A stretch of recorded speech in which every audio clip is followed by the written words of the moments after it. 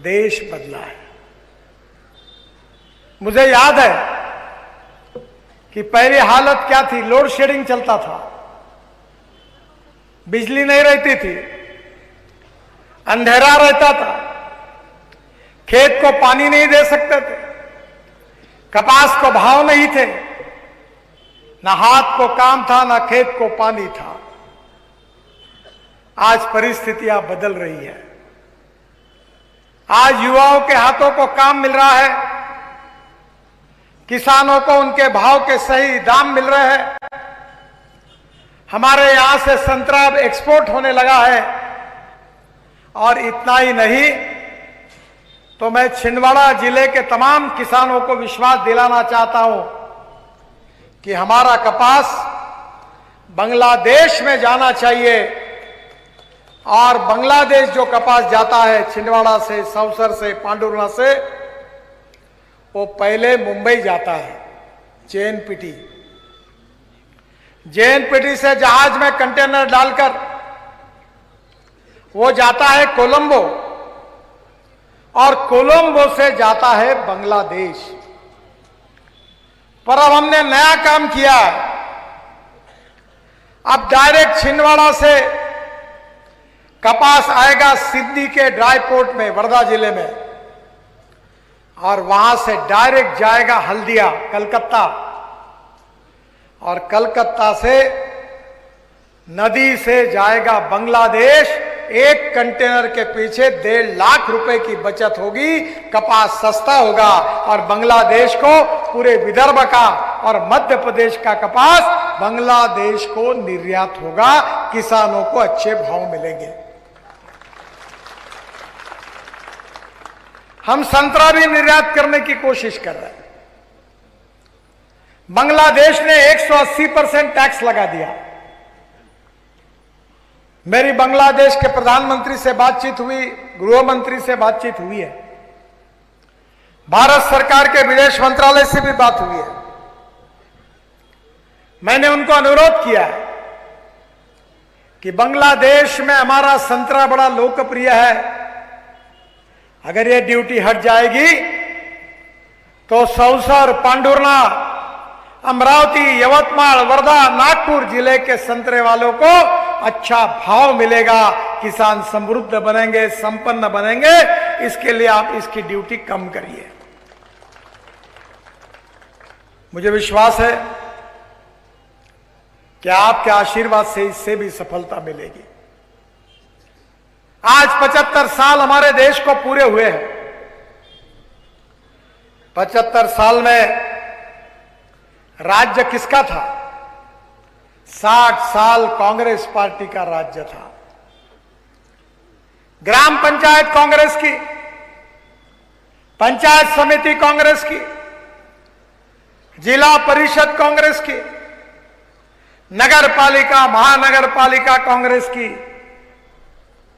दिल्ली में राज्य कांग्रेस का, भोपाल में राज्य कांग्रेस का, और कांग्रेस ने नारा दिया गरीबी हटाओ।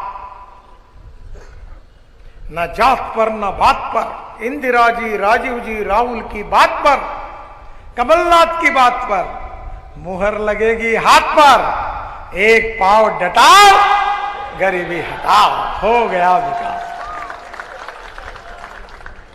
अभी भी एक पांव डटाओ तो चालू ही है।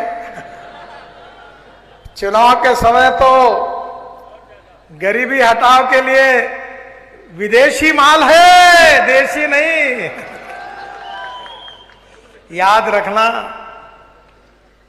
दिवाली का समय है, लक्ष्मी को नहीं मत भूलना।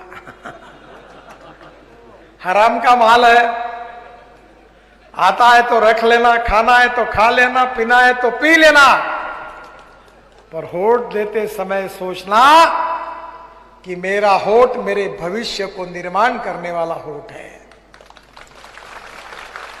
मेरा होठ मेरी जनता के तकदीर का फैसला करने वाला होठ है। ये होठ नाना भाऊ का नहीं, कमलनाथ का नहीं, शिवराज जी का नहीं, ये होठ मध्य प्रदेश के गांव गरीब मजदूर किसान के भविष्य का फैसला लेने वाला होठ है। होठ सच समझ के देना। वैसे गरीबी किसकी हटी है? 60 साल में गरीबी हटाओ का नारा था। बैल जोड़ी थी, बैल जोड़ी पर ठप्पे मारे। गाय बछड़ा आया, गाय बछड़े पर ठप्पे मारे। फिर पंजा आया, राइट हैंड का या लेफ्ट हैंड का, किस काम का है न सोचते हुए ठप्पे मारते रहे। अब मैं आपको पूछता हूं, ठप्पे मारते मारते पीढ़ियां खत्म हो गई। एक पीढ़ी खत्म हो गई, दूसरी पीढ़ी खत्म हो गई, तीसरी पीढ़ी खत्म होने के कगार पर खड़ी है। न युवकों के हाथों को काम मिला, न किसानों को फसल के दाम मिले, न गांव का विकास हुआ, न गांव में उद्योग आए। केवल झूठे आश्वासन के बिना कांग्रेस पार्टी के राज में हाथ में कुछ नहीं मिला। पर जो सच है वो भी मानना चाहिए।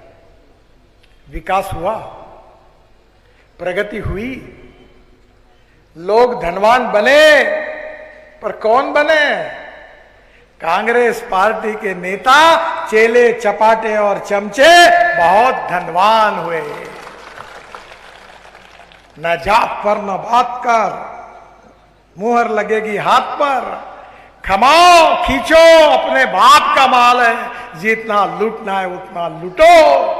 एक पाव डटाओ और गरीबी हटाओ। यही हुआ। मैं पूछना चाहता हूं, पहले बहुत संशय आता था। ये रोड पर इतना अतिक्रमण था, गाड़ी खड़े करने के लिए जगह नहीं थी। जो ब्रिज से मैं आया वो ब्रिज टूट गया था। 15 साल हुए होंगे, 20 साल। आगे का ब्रिज जो है उस पर हर बार बरसात में पानी आता था। कमलनाथ जी मंत्री थे, नहीं हो पाया। पर जब भारतीय जनता पार्टी की सरकार आई, अब रोड कैसे बने हैं, अब पैसा कैसे आया है, अब गड्ढे कहां चले गए। और आज मैं आपको बताना चाहता हूं, रोड में ही नहीं, विकास की प्रक्रिया तेजी से शुरू हुई है।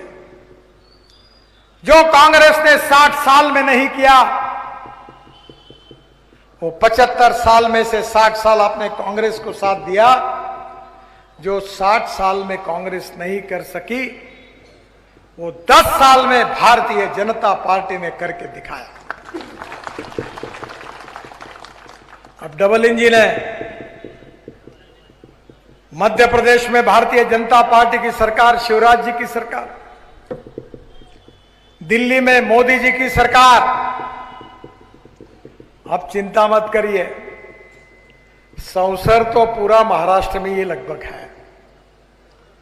तो अब तीसरा इंजन नागपुर से भी लग जाएगा, तो ट्रिपल इंजन की गाड़ी चलेगी।